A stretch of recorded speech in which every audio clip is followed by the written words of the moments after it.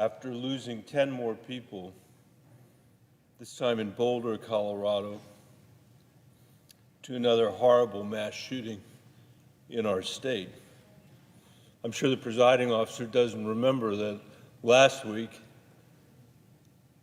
after the events in Atlanta, I came over to your desk and I said that we were so sorry in Colorado for what had happened in Atlanta, and then just 3 or 4 days later, it happened again in Colorado. And I've spent the past day learning about the victims of this terrible crime, and I want America to know what extraordinary human beings we've lost in my state. Here they are, Mr. President. Denny Stong, age 20. Denny was a graduate of Fairview High School, an introverted, smart kid who loved history and model airplanes. He'd been covering shifts at the King Super and took enormous pride in his role as an essential worker during this pandemic. He once posted on Facebook, "I can't stay home. I'm a grocery store worker." Nevin Stanisic, age 23. Nevin's dad said he was a really good boy, good kid, a hardworking boy. His parents are refugees from Bosnia who left in the 1990s to escape the war. The reverend at their local church said his family fled the war and everything they had was either left behind or destroyed. They left everything to save their lives and came here to have a new start, said the pastor.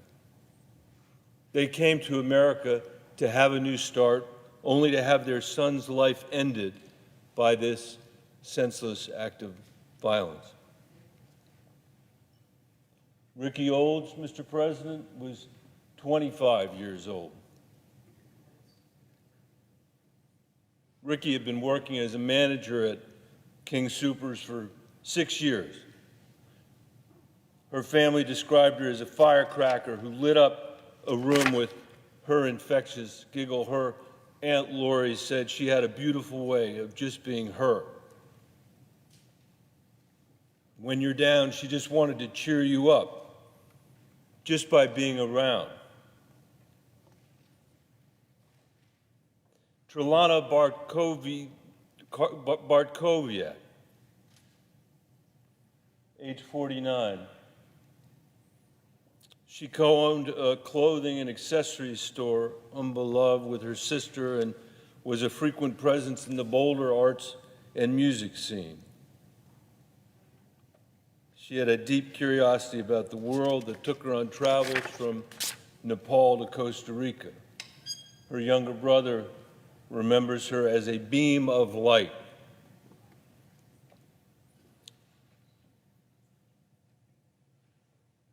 Tori Leiker, age 51.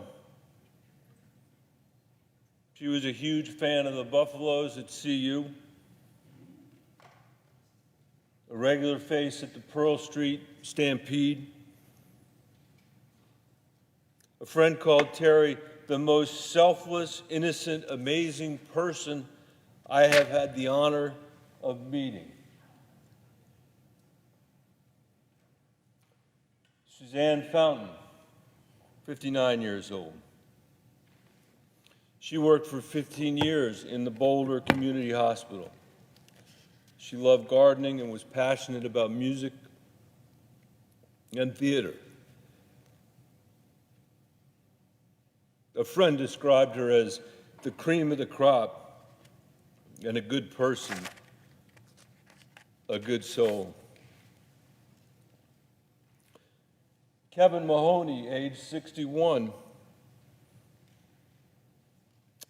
Kevin had worked in the hotel business but retired early to spend more time traveling, skiing, and visiting his daughter, Erica.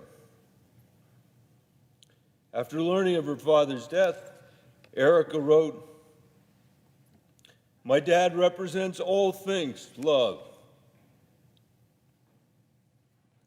I'm so thankful he could walk me down the aisle last summer.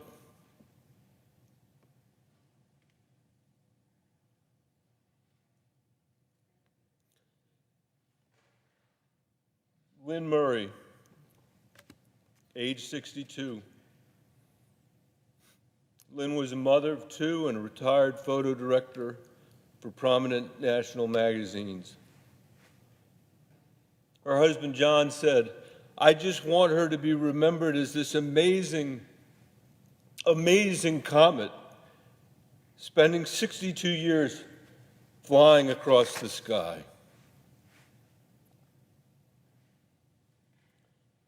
Jody Waters, 65 years old. Jody used to own a boutique clothing store named Applause on Pearl Street Mall, where she remembered all her customers and their favorite brands. She was a mother of two and a grandmother who loved horses and hiking. A friend said when Jody walked into the room, she was a breath of fresh air, a light. Finally, Officer Eric Talley. He's 51 years old. He's a man of deep faith and a devoted father of 7. After losing a close friend to a DUI, he joined the police academy at age 40, just 11 years ago, to give back to the community. In 2013, he made headlines when he helped rescue 11 ducklings from a drainage ditch. Eric's father said he loved his kids and family more than anything. For their sake, he was hoping to stay off the front lines by learning to become a drone operator. But when the bullets rang out, he rushed into action, first on the scene, saving countless lives at the cost of his own. Officer Talley and these other folks represent the best of Colorado. And we certainly owe Officer Talley a debt of gratitude we'll never be able to repay. Mr. President, my heart goes out to all the families and the entire community of Boulder. We have endured too many tragedies as a state. So many other states are the same here. The shootings at Columbine High School happened right before my oldest daughter was born, Caroline Bennet.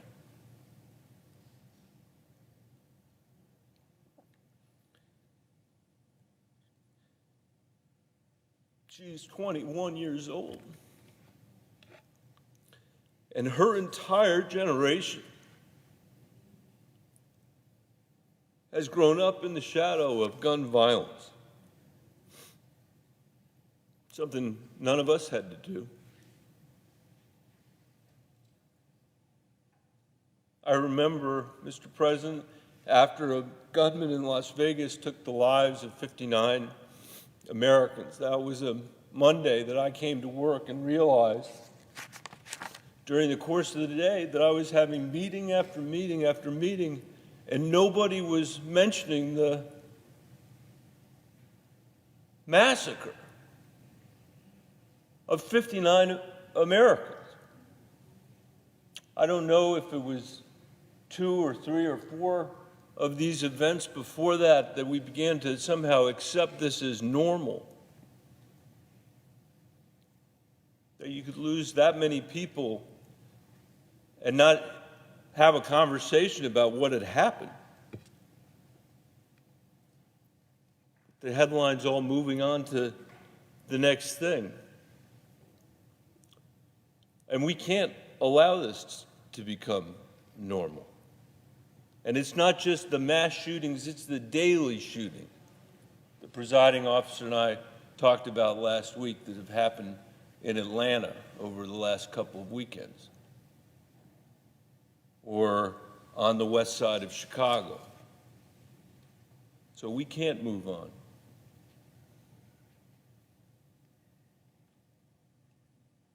Boulder will heal, but this scar will always be there. My daughter's generation will always bear the burden of a national government that did nothing to protect them. They and the children that I used to work for in the Denver public schools, they carry a burden that we didn't carry.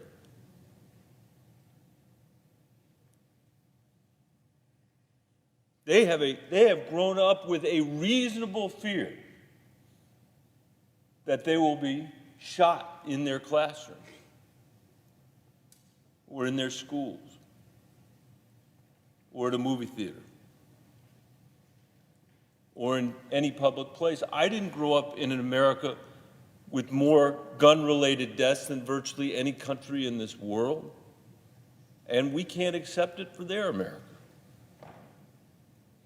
I'm not asking anybody here to show the courage that Officer Talley showed, or the other men and women of law enforcement who constantly have to deal with the inability of this place's capacity to deal with these issues.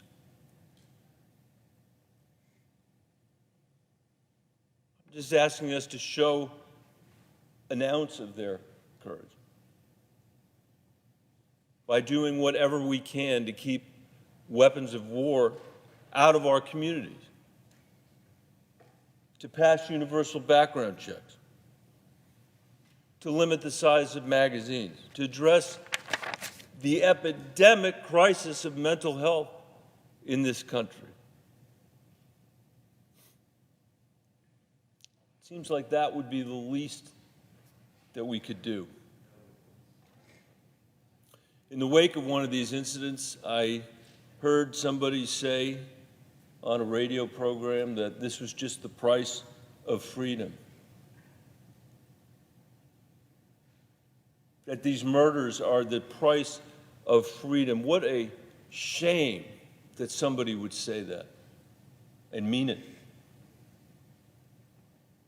What a surrender that represents to our children and to the victims of these crimes. What a sacrifice of their right to be free from fear. Who are we to insist that they live terrified in their own country? Nobody insisted that we live that way. But our failure to act has helped create these conditions. And we can't wait any longer. The Senate needs to act. There's nobody else to act but the United States Senate. I want to end by thanking my colleagues from Connecticut, Senator Blumenthal and Senator Murphy, for their incredible, steadfast leadership for long before they came to the Senate. But I remember as one of the darkest moments of my Senate career, the votes that we took after Newtown, when that elementary school, Sandy Hook, was shot up. 20 students were killed. And this Senate couldn't even pass universal background checks. And they're here tonight to continue to make the case that we need to act, and I want to again thank them for their resilience and for caring about the people that lived and died in Colorado. I'm extremely grateful for their example. Thank you, Mr. President. I yield the floor. Mr. President. Senator from Connecticut. Thank you, Mr. President. I thank my friend, Senator Bennet, for those remarks, for honoring the memories of those